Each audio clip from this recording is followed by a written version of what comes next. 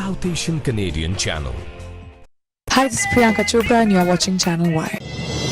The biggest South Asian media group, Y Media. Y Media has newspaper, midweek, radio, South Asian Pulse. Hi, I'm Amitabh Bachchan and you're listening to South Asian Pulse. Hi, this is Amir Khan and you're listening to South Asian Pulse. अब हर दिन सुने GTA का #1 radio station FM 91.9. You are watching Channel Y. Channel Y.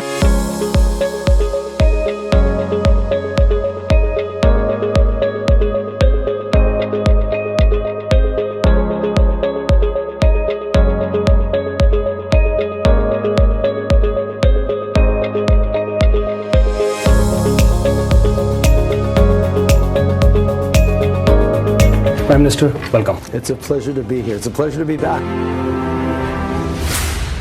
Online, SouthAsianDaily.com. The biggest South Asian media group, Y Media.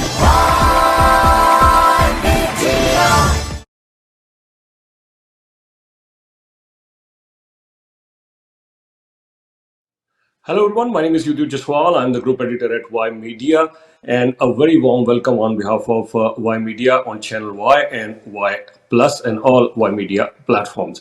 Today we have a very special guest with us, Shankar Aiyar, who's not only the former member of parliament but a very senior member of Congress, and we'd like to discuss with him what's the current situation in India, where does India stand on the world stage, and of course, after the BJP government has been ruling in India for so many years, where does India stand now? Shankar Aiyar ji, a very warm welcome on behalf of Y Media, sir. How are you? Thank you very much. Thank you. I'm delighted to be on your channel. Likewise, sir, the pleasure is all mine to have such a prominent guest today with us. Sir, why don't we start with this one, that we have the BJP ruling for quite a few years now under Mr. Narendra Modi as the Prime Minister. What's your take on this one? Has India moved forward under the BJP government or backward, or nothing much has changed? It has moved forward in some respects, but we are moving very fast backwards in terms of the cohesion of the country. When we were in power, we attempted to bring the country together. Bharat जोड़ने में लगे थे, लेकिन जुदा करने में ये लोग लगे हुए हैं. And that is the biggest danger, and we see this in the marginalization of our Muslims and other religious minority communities, and tokenism with respect to the backward classes, the scheduled castes and the scheduled tribes. There is tokenism, the most recent of which has been the election of our president. But in terms of substantive action to keep our country together and make us feel, all of us, that we are participating, for example, in the 75th anniversary of our independence, I'm afraid there the backward movement has been extremely strong. Then why your idea, the Congress idea of Congress, seems to be alien for Indians at large? Because 2014 they won a massive mandate, 2019 again the BJP wins a massive mandate. We'll talk about 2024 a little later. Yes. There's no doubt at all that the Congress party was not only beaten in 2014, but it was beaten to a pulp with only 44 seats in the parliament. And subsequently, we won a few more seats, a handful of more seats, but we are still at about 50 compared to more than 400 when Rajiv Gandhi was elected in 1984 December. So we've fallen a huge way, and the climb back to the top of the abyss is going to be extremely long, extremely difficult, and I don't see when that struggle will come to fruition. I just don't see when. Yeah, since you mentioned Rajiv Gandhi, just for viewers' benefit, I'd like to tell you, and Manish sir, you could correct me if I'm wrong on this one. He was your junior at Doon, and he's your junior at your college days as well. Our former Prime Minister, late Shri Rajiv Gandhi ji. बात करते हैं अभी 2024 की 2024 के ऊपर सबकी निगाहें लगी हैं यहाँ एनआरआईज का भी बहुत इंटरेस्ट है 2024 में बयान आ जाते हैं कि बीजेपी को हटा दिया जाएगा पावर से कांग्रेस या इवन ममता बनर्जी जी का रिसेंटली बयान आया आपका क्या व्यू पॉइंट है क्या कांग्रेस या कोई और पार्टी इस पोजीशन में है कि 2024 में बीजेपी को पावर से हटाया जा सके मैं उम्मीद रखता हूं कि सन 2024 में मोदी जी को हटाया जा सकता है, लेकिन मैं समझता हूं कि इकलौता कांग्रेस ये काम नहीं कर सकता है। यदि हमने एक गठबंधन बनाया जिसमें कि विपक्ष के जो सेक्युलर पार्टीज हैं वो सब एकजुट आ जाए, तब उनको हराना, नरेंद्र मोदी जी को हराना काफी संभव होगा। लेकिन ऐसे बिखरे हुए हम रहें तो तब कोई संभावना नहीं है। गठबंधन कैसे काम करेगा एक महाराष्ट्र स्टेट की अब बात कर ले वहां तो गठबंधन काम नहीं कर पाया आपकी पार्टी कांग्रेस उसमें शामिल थी एनसीपी शिवसेना का वहां गठबंधन नहीं काम कर पाया अब कांग्रेस को अगर हम 1 मिनट के लिए छोड़ दें तो कांग्रेस के अलावा किसी भी पार्टी के पास 50 सीट्स नहीं है तो 272 272 का मार्क अगर हमें पहुंचना है तो ये गठबंधन अगर बन भी गया तो प्राइम मिनिस्टर कौन बनेगा प्राइम मिनिस्टर का फैसला हो भी गया तो सरवाइव कैसे करेगी 5 साल गठबंधन सरकारें भारत में अगर आप इन द पास देखें तो नहीं चली हैं गठबंधन सरकारें भारत में एट द नेशनल लेवल आपने इस सवाल को इस समय उठाया और उसका कोई जवाब मैंने दिया तो तब गठबंधन होगी ही नहीं। हमें गठबंधन को गठित करना है और फिर चुनाव लड़ना है और उसके नतीजे के अनुसार हम तय कर सकते हैं कि कौन प्रधानमंत्री बनेगा। आप सबको याद रखना चाहिए कि हमारा एक प्रेसिडेंशियल सिस्टम नहीं है, हमारा एक प्राइम मिनिस्टीरियल सिस्टम है और उसके तहत पार्टियों को चुना जाता है, पार्टियों के मेंबरान को चुना जाता है और जिनके पास बहुमत है वो तय करते हैं कि अपने लीडर कौन बनेंगे।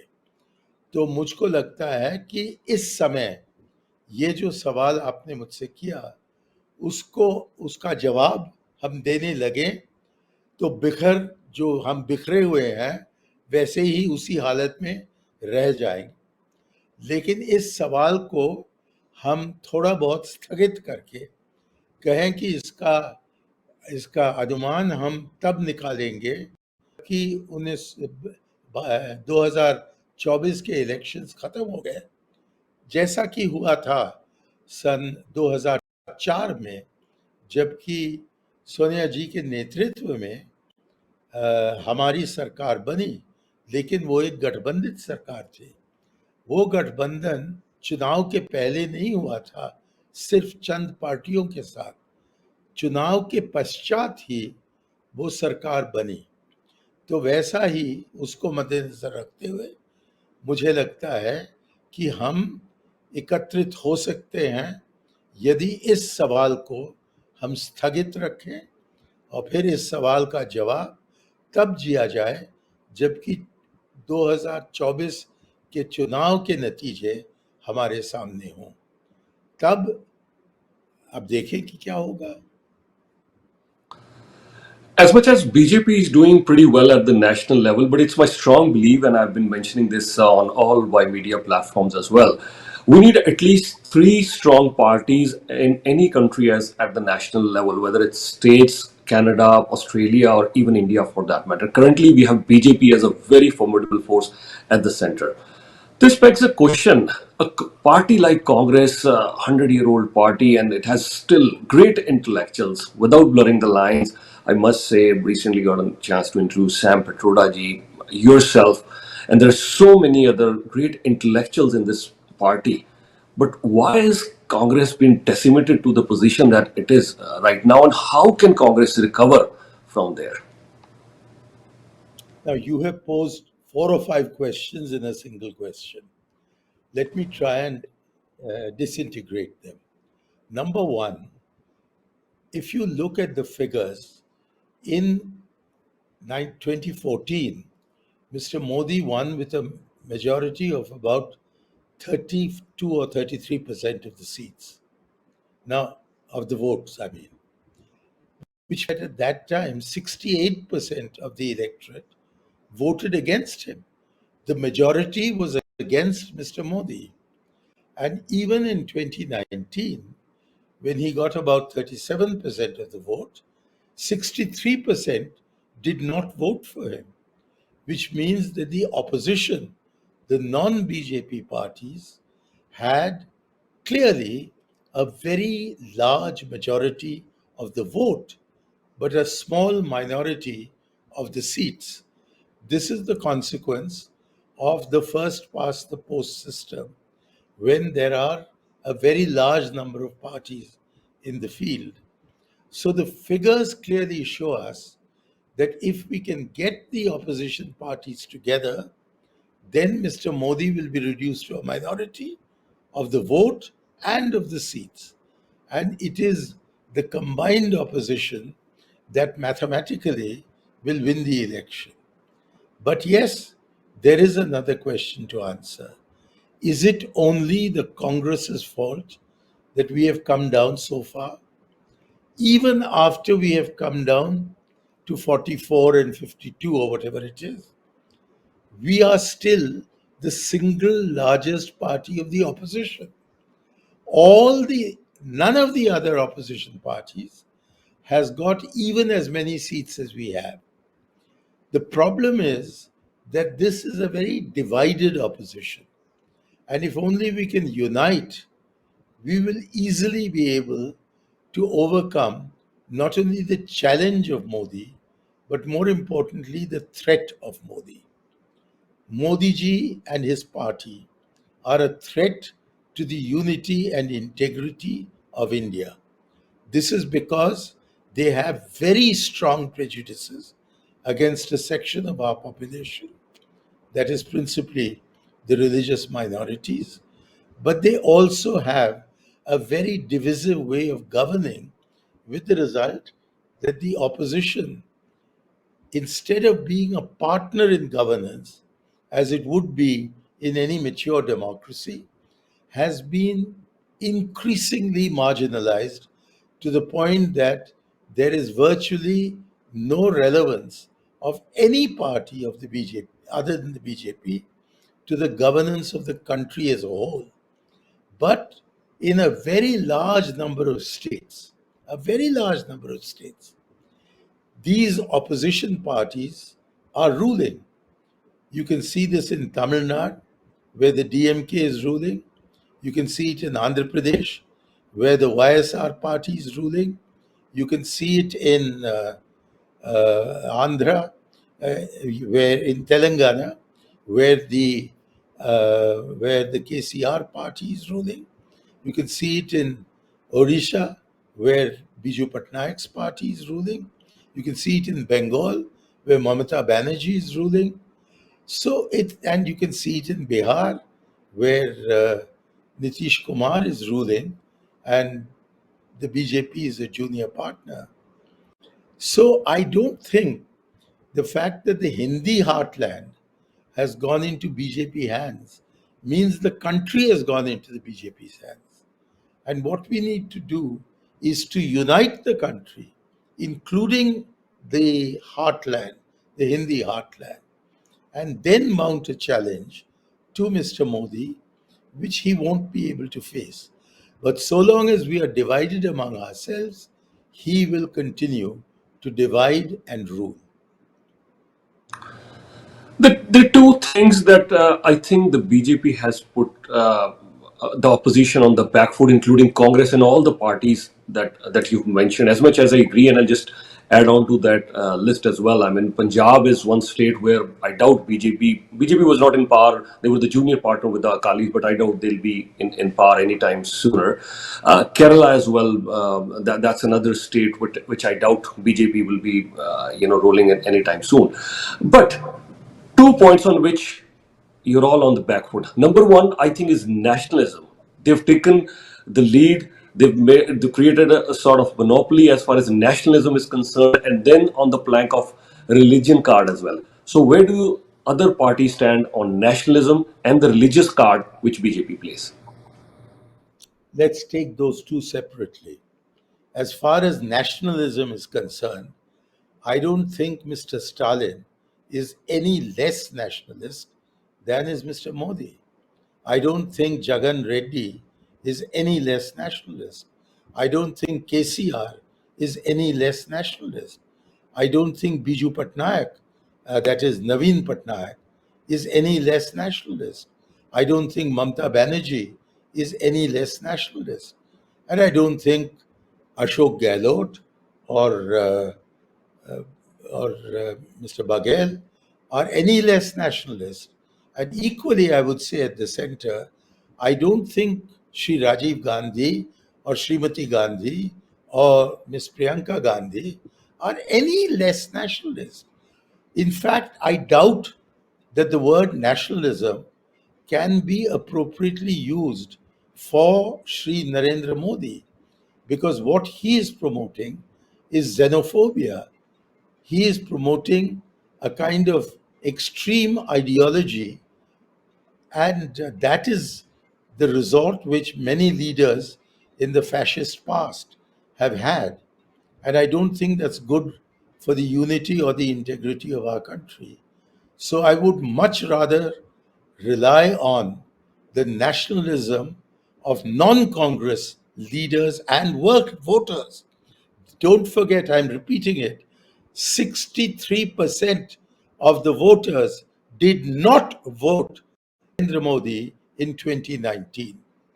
So, therefore, if you're suggesting that Mr. Modi has somehow succeeded in promoting a nationalist credentials, it is an abuse of the 67 or 68% Indians who did not vote for him in either 2014 or 2019. We are all patriots, we are all nationalists, and Mr. Modi has no monopoly over nationalism. He does have a monopoly over xenophobia, but xenophobia is not nationalism. As for the religion question, it is true that Sri Modi has succeeded in polarizing the country between the majority and the minorities on the completely false charge of tushtikaran or appeasement.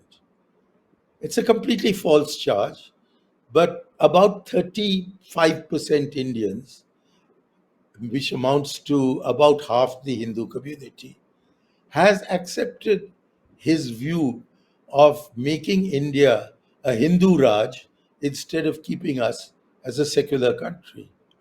So all we can do is to fight back any attempt by the Congress, by the Aam Aadmi Party, or any other party to become a kind of BJP too is bound to fail. What we need to do is to be firm on our secular principles, firm in projecting our concern for the Muslims, and particularly the Muslim Pasmanda, as compassion, as ordinary human compassion. We know from the Sachar Committee report that was tabled some years ago that the Muslims are so poor to the extent of 80 to 85% of their population that they have been classed as pasmanda, which means those who have been left behind. Now, these are the Muslims that we would like to look after. We need to look after their dignity. We need to look after their physical safety. And of course, we need to look after their economic and social welfare. And above all, we need to ensure that education reaches all of them, including Muslim girls in particular. And we have made considerable strides in this direction. But ever since the BJP came to power, the Muslims in India are very, very concerned about their identity, about their acceptance as a religious group in India's society, and the kind of violence that is randomly afflicted on them in the name of Hindutva by particularly members of the Sangh Parivar. That is where we have to have an absolute differentiation between Mr. Modi and his party, his cohorts, and ourselves. I think, unfortunately, the Congress in particular has somewhat obscured the difference between secular and non secular parties. And it is only by an assertion of our secular credentials, going back to Mahatma Gandhi, than who never in the 20th century was there a greater Hindu. I think it's only by going back to Gandhiji and Pandit Nehru that we can retrieve our identity as a secular party. And it is on that basis, not on the basis of becoming a kind of Nakli BJP or a B team to the BJP, that we can defeat them. We need to understand that India, for nearly 70 of the last 75 years, had been a strongly secular country. But our secular credentials as a government have taken a beating in the last 8 years, and therefore it would be appropriate, whatever the electoral consequences, for the Congress in particular to show other parties the way to true secularism, and on that basis to build the coalition. I think we'll succeed. Right. Right. I think yes, you've highlighted that twice. That yes, 37 or 40% have voted for BJP, and the rest, 63 or 60%, they haven't voted for BJP. But then even Congress, I mean, if Congress is getting 19 or 15 or 20% of the support, and Congress has lost in Punjab and few other states as well. I mean, you were at least the ruling party in Bengal at one time, then the ruling party in Uttar Pradesh. Now you've been, decimated to just single digits in Uttar Pradesh, and you've lost official opposition status in Bengal. You've lost Punjab. Congress, you're not gaining any three-digit numbers. Yes, you were at 400 during the Rajiv era in 1984, but now you're not even getting three digits at the national level. So this idea of Nehruan idea, or even the secular, thing seems to be alien with the Indian masses. That is my important question. And let's stick to national 1 minute. I have 2, 3 other questions as well. I'm not saying BJP, and you're right, you're absolutely right that BJP does not have monopoly. As a matter of fact, I said earlier there should be at least 3 parties for any good democracy to function. But this is how they have projected themselves. I'm saying they have projected themselves. So where does Congress come into play? You don't have to be the B team, but the questions are being asked with Congress and other parties. They could strike off Article 370. The surgical strikes were being done, and they have, and there are many who are claiming. Again, this is a claim. This is not me who's saying. There are claims by many who are saying, yes, the pride of the Indian BJP has brought that pride back. This is a claim. What's your take on all this? Look, you began with Punjab. It is the BJP that has lost the worst in Punjab. It has done extremely badly. Yes, true, the Congress has done badly.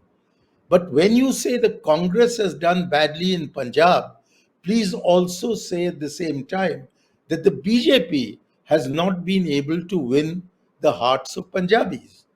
And this is true of Tamil Nadu. I come from Tamil Nadu, and I am very aware, even the AIADMK is aware, that the BJP's interpretation of Hinduism as an anti-Islamic force is just not acceptable to our people, nor is it to Andhras, nor is it to those from Telangana, nor is it to the Malayalis from Kerala, nor is it to the Oriyas from Odisha, nor is it to the Bengalis from Bengal, although Amit Shah and Modi made a desperate attempt to capture Bengal in the last elections last year, nor in several other parts of the country. And their hold on people's emotions was demonstrated to be extremely weak. The Maharashtra government of the BJP and the Shiv Sena fell. Now they have successfully maneuvered a split in the Shiv Sena and have therefore formed an extremely unstable government with the BJP not sitting on the chief minister's throne, but the Shiv Sena dissidents doing so. And this is not a very stable arrangement. So just because Madhya Pradesh and take Rajasthan, it's a Hindi speaking state. Why is the Congress in power there? Why not the BJP? It's because this appeal, this narrow appeal of through politics of religion is not acceptable to a civilization that is 5,000 years long and has been characterized by tolerance and extreme readiness to accommodate other thought. This Hinduism that is proclaimed by Sri Modi and others is a parody. It's a Savarkar parody of what is Hinduism. There is a book that has just come out, written by Vinayak Chaturvedi of the University of California in Irving, which shows that for Savarkar, a Hindu was a Hindu only when he indulged in violence, and therefore he disagreed with Gandhiji. But did the people of India follow Gandhiji or did they follow Savarkar? So I am not willing to accept that in the last 8 years, Mr. Modi has somehow wiped out 5,000 years of Indian civilization. So I am asking my party to stop being ambiguous, remain completely secular. And if they remain completely secular, the country will come back to us, because ours is basically a secular country which accepts and celebrates diversity of religion and cultures and ways of life based on religion. We celebrate it. And what is happening in the last 6 or 7 years is a perversion of our traditions. And therefore, I believe that eventually we will come back. It is a minority that is ruling India in a majoritarian manner. It can't last. But I don't know when the opposition will get its act together sufficiently to be able to do that. Now, please don't forget, and I repeat this as a Tamilian, that we have not been in power in Tamil Nadu for the last 60 years. But we are in power today with the DMK. So it shows that we know how to adjust, even when there are fundamental changes. So we will adjust, we will eventually prevail, but only if we learn how to stoop to conquer. We have to learn to stoop to conquer, which means we establish an alliance without insisting as a precondition that the Congress must lead it. Are we capable of that? I do not know. I think you're talking about Mahatma Gandhi ji and Savarkar ji. Yes, stark ideological differences there. But we're talking about, since you mentioned Hinduism, but I think leaving aside the religious connotation out of the Hindu word, Hindus existed, they predated before Savarkar and Mahatma Gandhi ji, and post Mahatma Gandhi and Savarkar, the Hindu. When I use the word Hindu, it's basically leaving aside the political connotation, the cultural aspect. That's what I'm talking about. The 5,000-year-old civilization that you were just mentioning. So that'll hang on. And That again, this is made not us, what I am saying. I'm Yeah, sorry, go I ahead, have please. to disagree. Please, please, That made please, please, us please an go. Indic civilization, not a Hindu civilization. We had a No, Hindu civilization when the Hindus alone lived in India. After the Buddha came, after the Kushanas and the Shakas and the Huns came to India, especially after the Muslims came to India and the Christians arrived in India and the Jews arrived in India and the Zoroastrians arrived in India, India ceased to be a uniquely Hindu country. For the last 4,000 of the 5,000 years, India has been home to almost every known religion in the whole world. I think it is that which we have celebrated.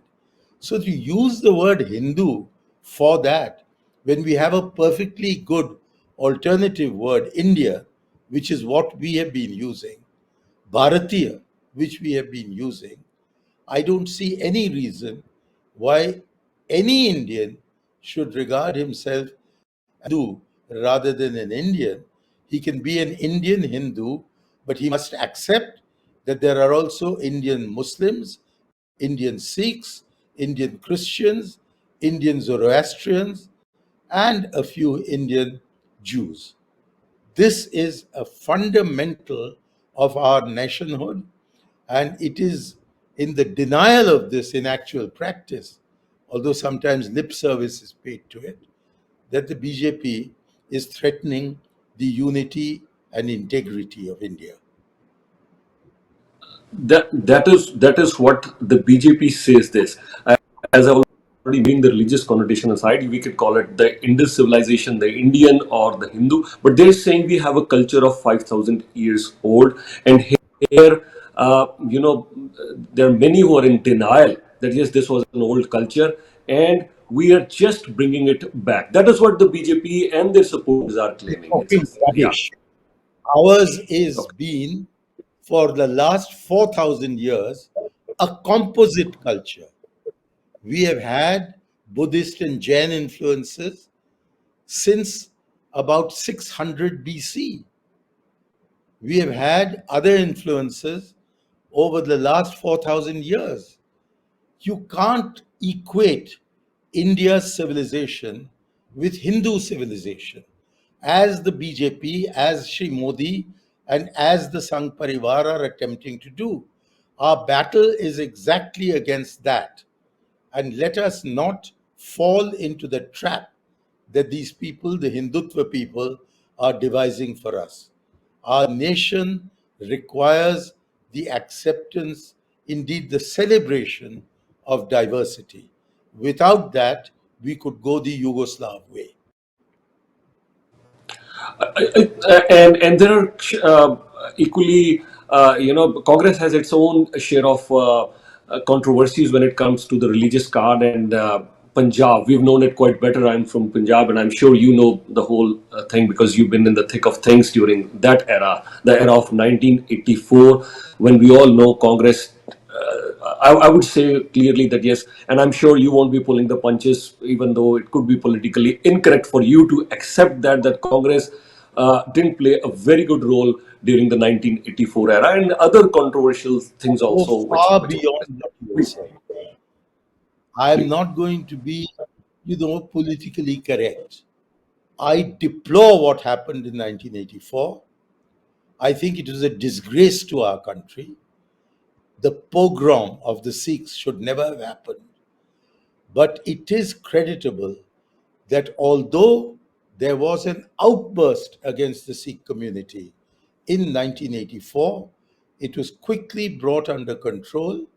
And since then, we have not had any anti Sikh feeling or activities in the country. There are terrorists who are associated with the Khalistan movement, who do come into India and cause difficulties from time to time. But by and large, overwhelmingly, the Punjabis are with India, the Sikhs are with India, and we have moved on. And that is a very, very good thing.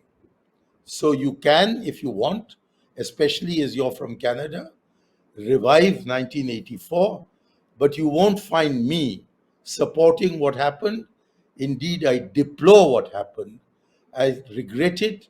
I think it is a shame, and I say so not only as a Tamil, but as a Tamil who's married to a Sikh girl. So when the riots were taking place, we heard slogans कि दिन तुम्हारा है रात हमारी होगी, and I did not know whether my own family would be attacked by Hindus or attacked by Sikhs.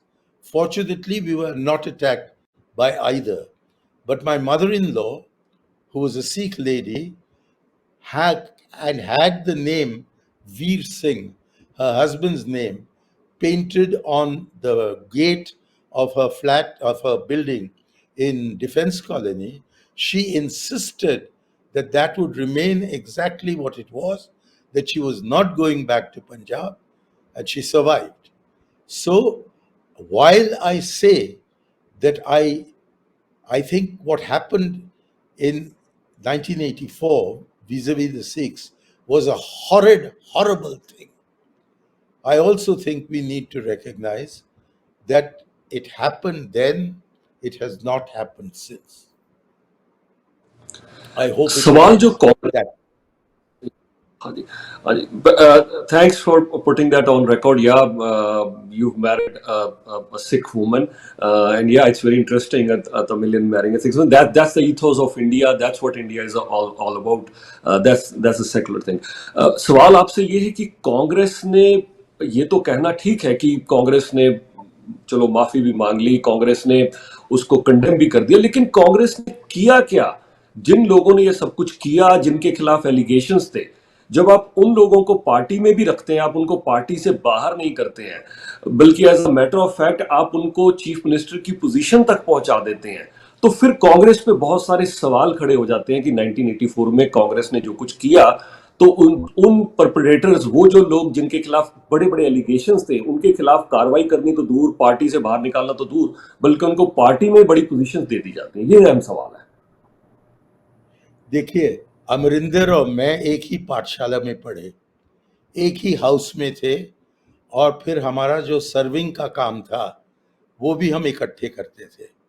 तो मुझको अफसोस है कि उस अमरिंदर सिंह को कांग्रेस पार्टी ने हटाया, जबकि अमरिंदर ने खुद कहा था 1 साल पूर्व कि वो जाने को तैयार है. तो गलती हुई है, लेकिन और उसका नतीजा हम अब सह रहे हैं. लेकिन पार्टियों में गलती होती है, सब पार्टियों में गलती होती है, और हमारी पार्टी में क्योंकि हम ज्यादा सत्ता में रहे हैं, शायद ज्यादा गलतियां हुई होंगी. लेकिन मेरा ये कहना है कि एक उदाहरण को लेकर आप कुछ हमारी नीतियों का उल्लेख जो कर रहे हैं वो गलत है.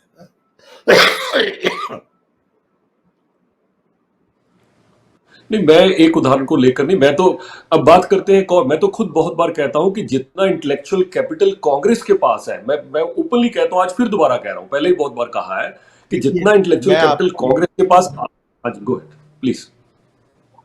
हाँ जी, जितना इंटेलेक्चुअल कैपिटल मैं आपको अनेक उदाहरण दूं उन लोगों का जो जाने माने दानेश्वर हैं और जिनका प्रयोग कांग्रेस पार्टी कर रहा है.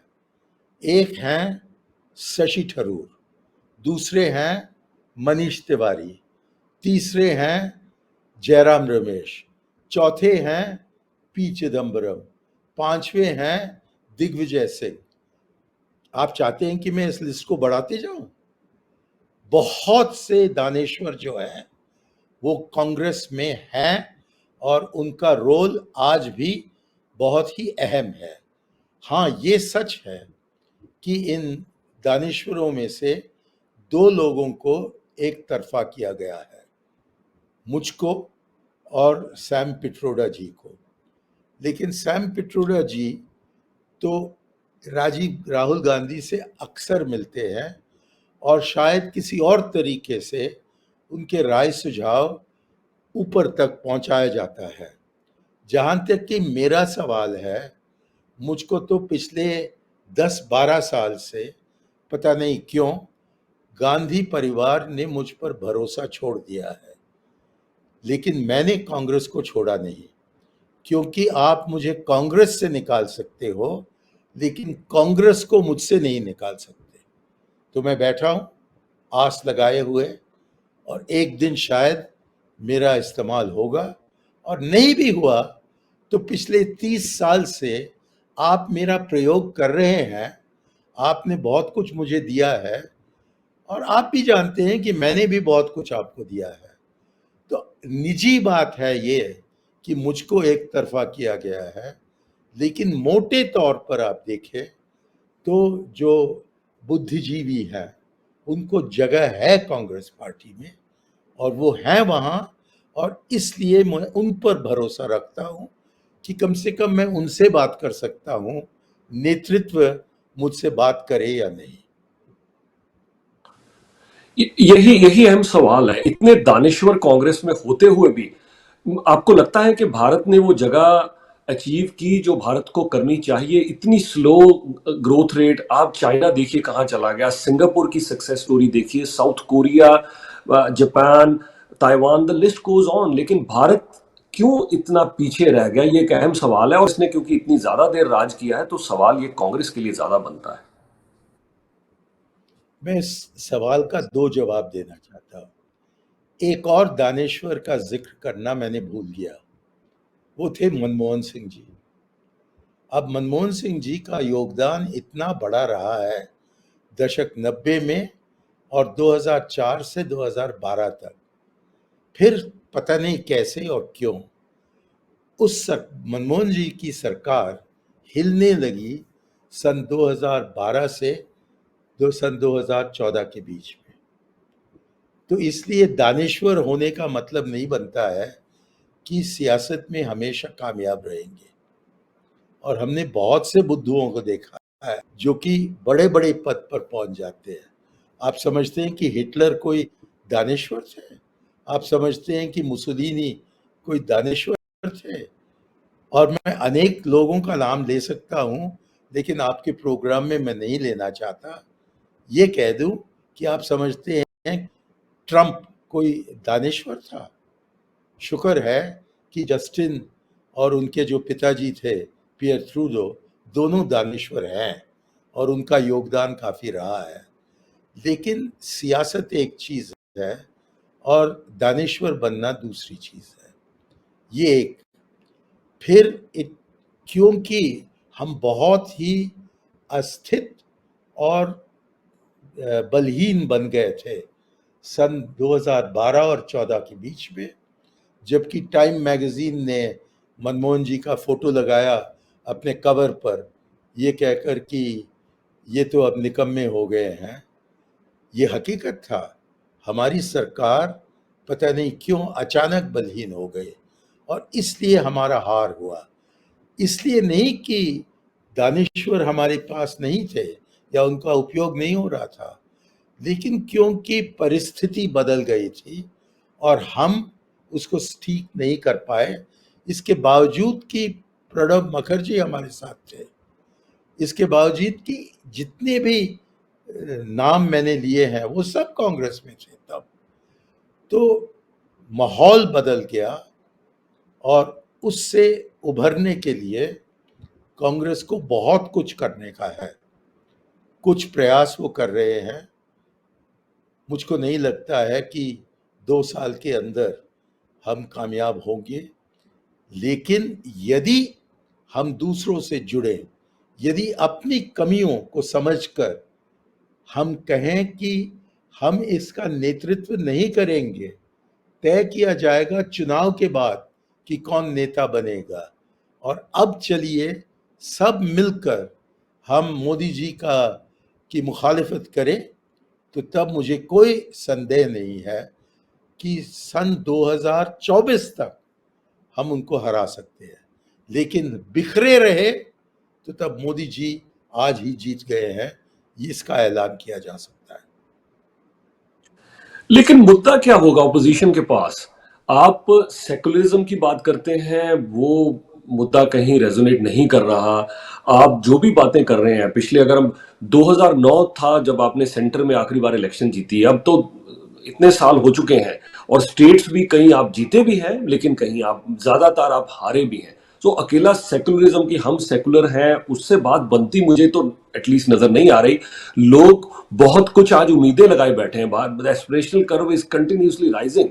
सो वो उम्मीदों पर आप कैसे खरे उतरेंगे कांग्रेस पार्टी, ये अहम सवाल है। मेरा ये नहीं कहना है कि सेक्युलरिज्म को लेकर ही हम जीत सकते हैं, लेकिन साथ साथ उसको बुनियाद बनाकर उसके साथ हम जोड़ सकते हैं जो हमारे कामयाबियां रहे हैं। आप समझते हैं कि हम दुनिया के तीसरे इकोनॉमी बन गए हैं पिछले 8 साल के कारण।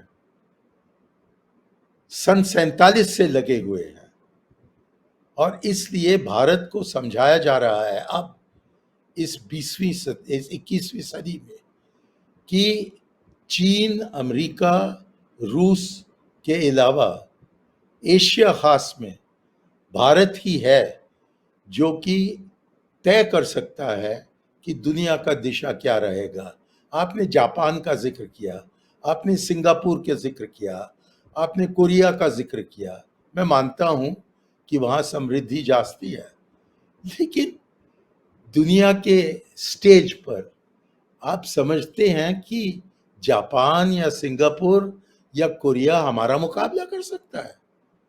समझ लीजिएगा कि समृद्धि अकेला एक चीज नहीं है, कि सिंगापुर एक छोटा सा शहर है जिसकी आबादी हमारे बड़े बड़े शहरों से कम है और उन्होंने वो कामयाब हुए, मैं मानता हूं। मैं अभी हाल में सिंगापुर गया था और मैं काफी प्रभावित रहा। लेकिन हकीकत ये है कि सिंगापुर हो या कोरिया हो, या मैं आगे बढ़ूं और कहूं कि जापान हो, तो हमारे मुकाबले में ये सब बहुत छोटे देश हैं और कि उन्होंने वो दिक्कतें अपनी विरासत में नहीं लाए जो कि हम ले आए। जबकि 1947 में हम आज़ाद हुए तब 2/3 हमारी आबादी गरीबी रेखा से नीचे थी, 2/3। आज के दिन कोई 5 में 1 गरीबी रेखा के नीचे है। तो जो कामयाबियां हैं उनको भी समझ लीजिए और मोदी जी पर आप निर्भर न रहें, उनके झूठ में आप फंसे मत।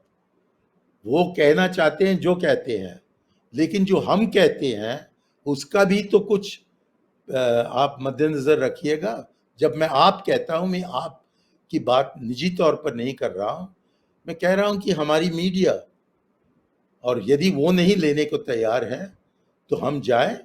आप हमारे मैनिफेस्टो को देखिए सन 2019 का, उसको आप पढ़ते या हमारे वोटर्स पढ़ते तो कांग्रेस को वोट देते, लेकिन उस समय हमने उसका सही प्रचार नहीं किया। अब कर सकते हैं और यदि वो करने के लिए मेरी ज़रूरत पड़ी तो मैं उनके पार्टी का खिदमत करने को तैयार हूँ। लेकिन ये पार्टी का नेतृत्व तय किएगा और उनको मुझ पर भरोसा कम हो गया है। तो बहुत से लोग हैं हमारे पार्टी में जिनका फ़ायदा उठाया जा सकता है और जो कि पैगंबर बन सकते हैं कांग्रेस मैनिफेस्टो का। समय बहुत जल्दी समाप्त होने वाला है, तो मैं कोशिश करूंगा कि 1-2 सवाल आपसे क्विकली और कर लूं और फिर रैप अप करने के मुझे इशारा हो रहा है।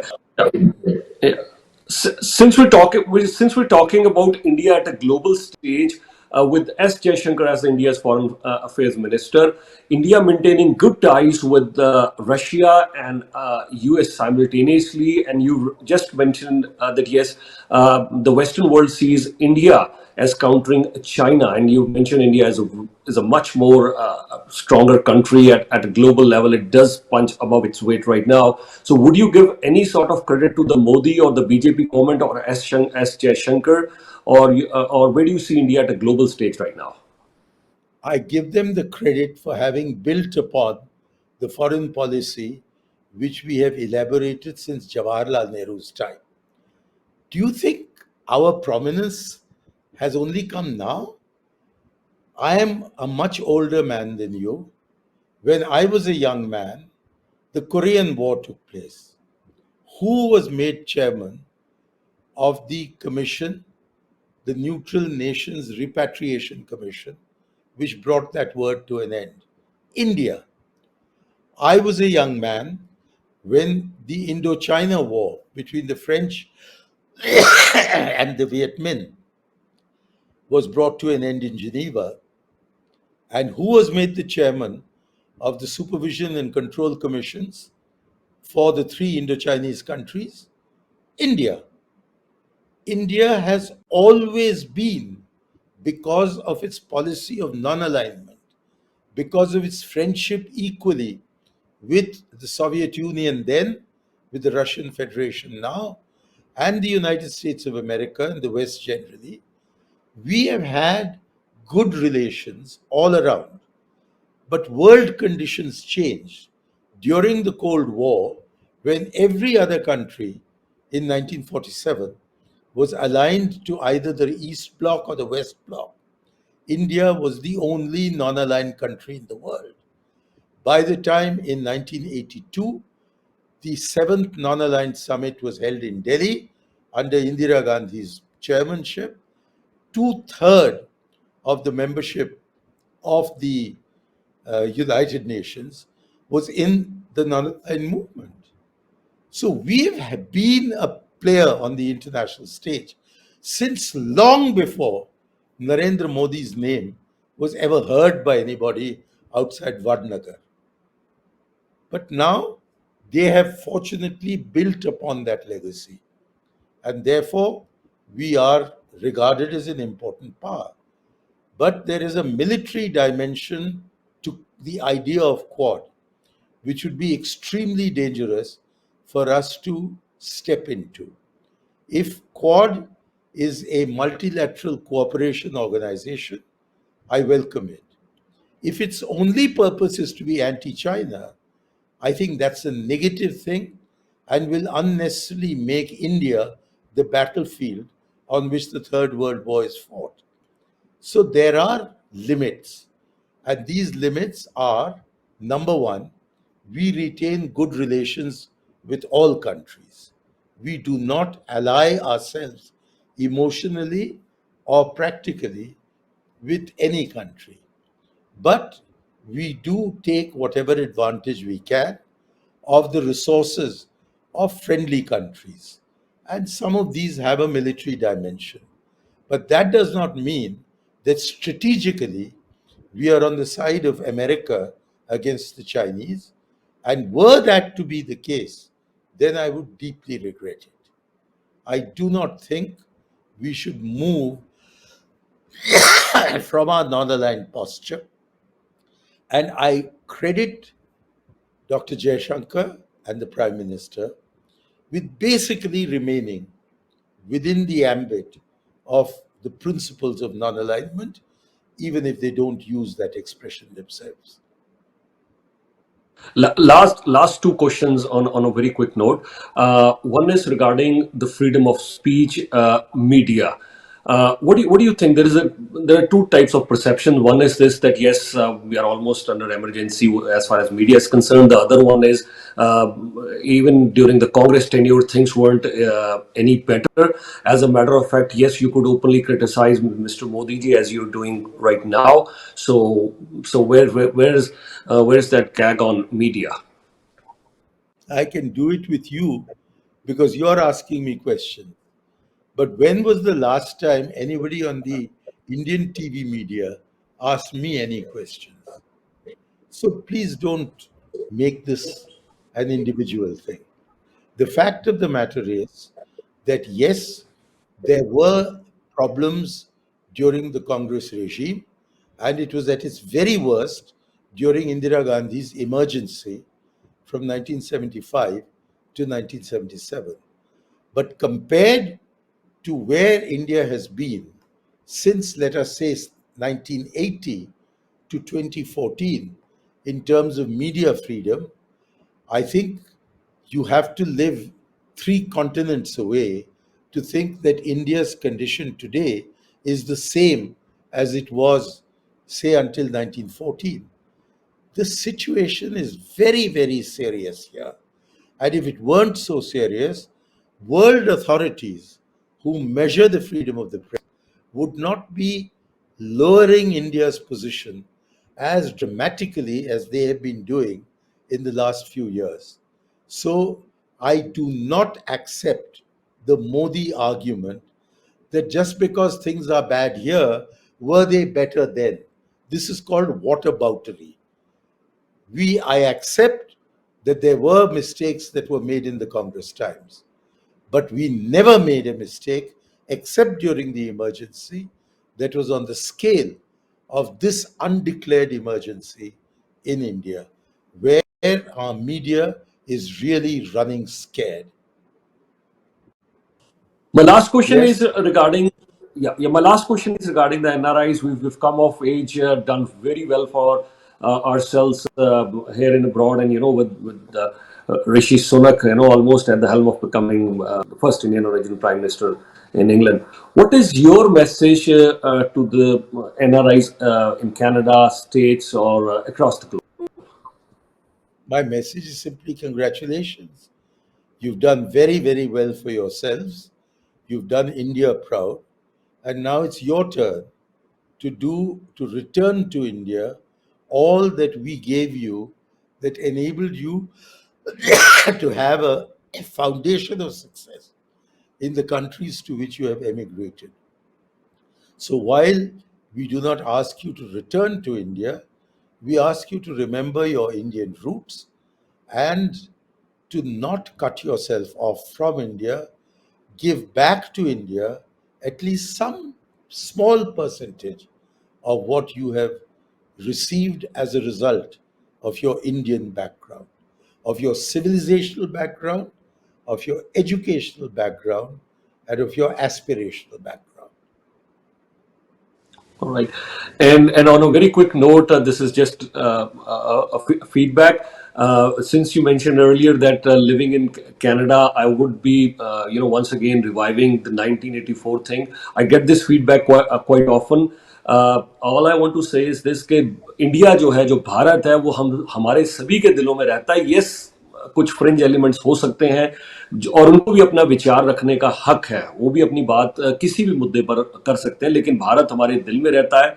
और हम 1984 या 1984 का जो इशू है वो इसलिए नहीं लाते कि हम कोई वो एंटी इंडिया या कुछ है, मैंने ये लेकिन नहीं कहा था मैंने ये हाँ नहीं कहा सॉरी था कि क्योंकि आप कनाडा में रहते हैं इसलिए आपने 1984 को उठाया.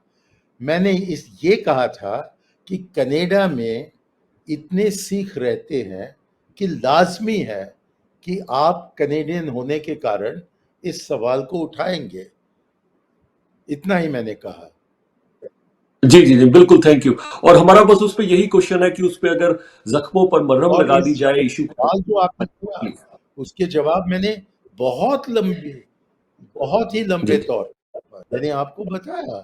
तो सवाल को उठाना आपका हक बनता है और थैंक यू. उसका जवाब देना मेरा हक बनता है.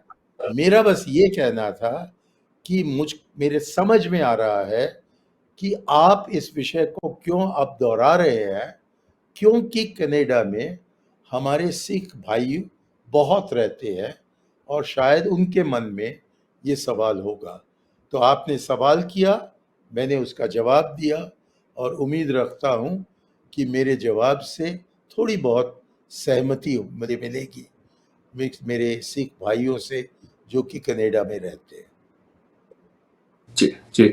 और बस हमारे दिल में भी उतना ही इंडिया रहता है, और यही हम मैसेज देना चाहते हैं कि यहाँ पर हो सकता है कुछ फ्रिंज एलिमेंट जरूर हो, लेकिन हम सब इंडिया से बहुत प्यार करते हैं और we wish the best for India. उम्मीद करते हैं कि इंडिया में बहुत अच्छा हो।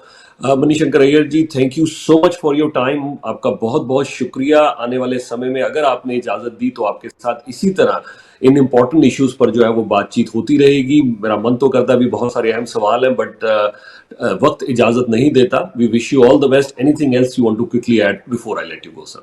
धन्यवाद। जय हिंद। जय Hind. Thank you sir. Thank you. All the best. Thank you. You are watching Channel Y. Channel Y, a South Asian Canadian channel.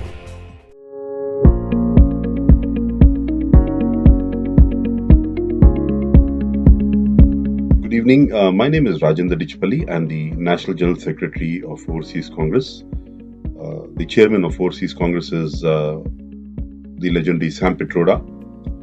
The Overseas Congress in USA was inaugurated by the Congress President Srimati Sonia Gandhi in 2001. Prior to that, it was under different leaderships, but since 2001, the Overseas Congress has been working in spreading the ideals of Overseas Congress within the diaspora and building stronger US-India relations.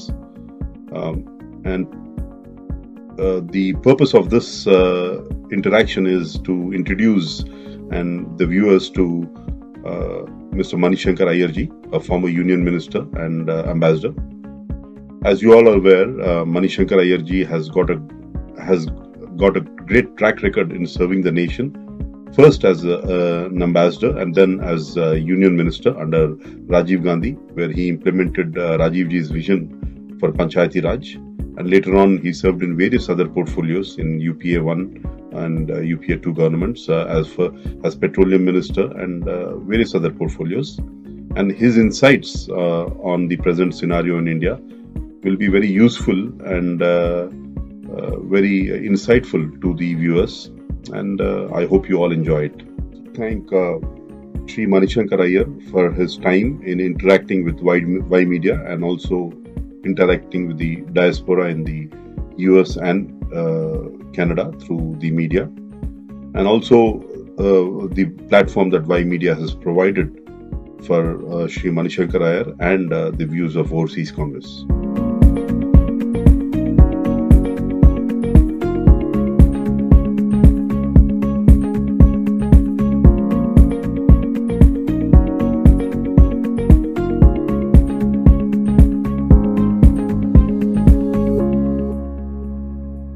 South Asian Canadian channel. Hi, this is Priyanka Chopra and you're watching Channel Y. The biggest South Asian media group, Y Media. Y Media. Y Media has newspaper, midweek, radio, South Asian Pulse. Hi, I'm Amitabh Bachchan, and you're listening to South Asian Pulse. Hi, this is Amir Khan and you're listening to South Asian Pulse. अब हर दिन सुने GTA का number 1 radio station FM 91.9. You are watching Channel Y. Channel Y.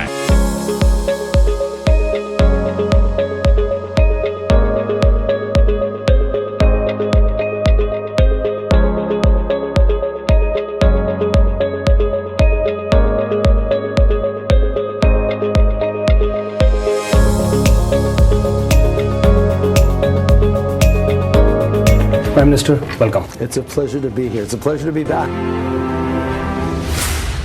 Online, SouthAsianDaily.com. The biggest South Asian media group, Y Media.